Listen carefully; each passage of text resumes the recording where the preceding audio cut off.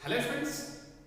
तो यहाँ पे हमने एक फिगर लिया है और इस फिगर में ये क्वेश्चन पूछा गया है कि जब बार मैग्नेट इस कॉइल के थ्रू एंटर कर रहा होगा तो एक एंटर करते वक्त और जब इसको लिफ्ट करेगा किस केस में इंड्यूस करंट की जो वैल्यू होगी वो मैक्सिमम होगी। तो सुनो, डायरेक्शन भी कंपेयर करेंगे लेकिन अभी करंट की बात कर लेते हैं। इंड्यूस करंट का मैग्नीट्यूड किस केस में ज्यादा। एक चीज तो आप जानोगे और जानते भी हो, ठीक है, ये आपका एक बार मैग्नेट नॉर्थ साउथ। इस बार मैग्नेट को जितना पास ले जाओगे मैक्सिमम इलेक्ट्रिक फील्ड लाइंस इस कॉइल से पास हो रही होंगी, है ना। नॉर्थ से मैग्नेटिक फील्ड लाइंस निकलती हैं, ठीक है।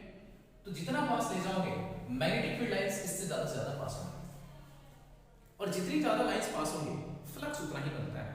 हालांकि फ्लक्स आपके सिलेबस में नहीं है, बट इतना समझ लो कि जितनी ज्यादा मैग्नेटिक फील्ड लाइंस बनेंगी पास होंगी, ये इसकी मैग्नेटिक स्ट्रेंथ उतनी ज्यादा होती चली जाएगी, ठीक है।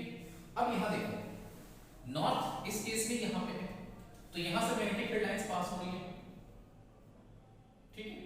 अब देखो ये फील्ड लाइंस पास होकर के ऐसे आ रही होगी तो इसमें बहुत सारे मैग्नेटिक फील्ड लाइंस इससे पास ही नहीं हो रही है, वो रिस्पॉन्सिबल ही नहीं है फिर मैग्नेट, है ना, इसको मैग्नेट बनाने के लिए।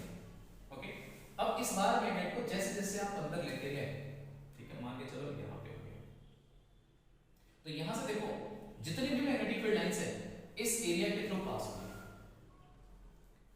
तो मैग्नेटिक फील्ड लाइंस पास होंगी, फ्लक्स आपका बढ़ते चला जाएगा, है ना। तो इस केस में जो इसकी पोल स्ट्रेंथ होगी या मैग्नेटिक स्ट्रेंथ बोल दो वो ज्यादा होगी। फिर और नीचे लिया मैंने, इसको और नीचे ले लो, यहां पे ले आया तो देखो नंबर ऑफ टर्न्स भी तो बढ़ते गए। यहां पे आ गया जब आपका बार मैग्नेट, तो देखो 3 टर्न्स हो गए, यहां पे आपके 2 टर्न्स थे तो नंबर ऑफ टर्न्स भी आपके बढ़ गए। तो नंबर ऑफ टर्न्स बढ़ते जाए, जो मैग्नेटिक फील्ड लाइंस पास हो रही है वो इंक्रीज हो जाए, तो उस केस में इस कॉइल की जो मैग्नेटिक स्ट्रेंथ होगी वो इंक्रीज हो जानी है।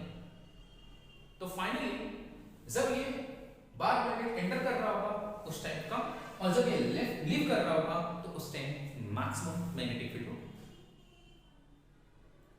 क्लियर है? मैग्नेटिक फील्ड पूछा था,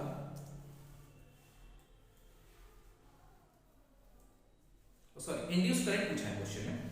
तो इंड्यूस करंट, तो जितनी ज्यादा लाइंस पास होंगी इसमें करंट जो इंड्यूस हो रहा है वो उतनी ज्यादा।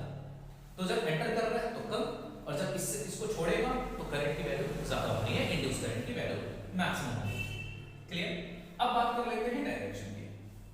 तो देखो बेटा, जब ये साउथ पोल इसकी तरफ आ रहा है ना, तो ये जो पोल है ना, ये रूल सॉरी ये जो एक लॉ है जो 12th क्लास में पढ़नी, अभी आपको बस समझने हैं कि ये जो साउथ पोल आ रहा है ना, तो ये जो है ना जो इसकी तरफ दिख रहा है, ये जो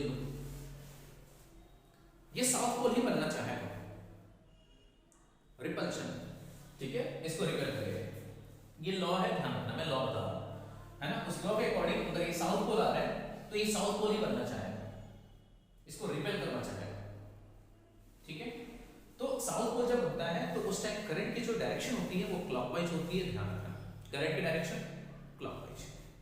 जब ये इस कॉइल से बाहर की तरफ जा रहा है, ठीक है, तो उस केस में नॉर्थ पोल, ये जो आपको दिख रहा है ये वाला फेस, इसको जाने से रोकेगा, आने वाले को आगे से रोकना है तो साउथ बन गया, और जाने वाले जब जा रहा है इससे तो इसको रोकेगा, अपनी तरफ खींचेगा, तो इसके लिए इसको कैसा बनना पड़ेगा, साउथ, तभी तो नॉर्थ और साउथ में अट्रैक्शन होगा। तो जब ये साउथ बनेगा तो इसके इधर भी करंट की जो डायरेक्शन होनी है वो आपका क्लॉकवाइज होनी है।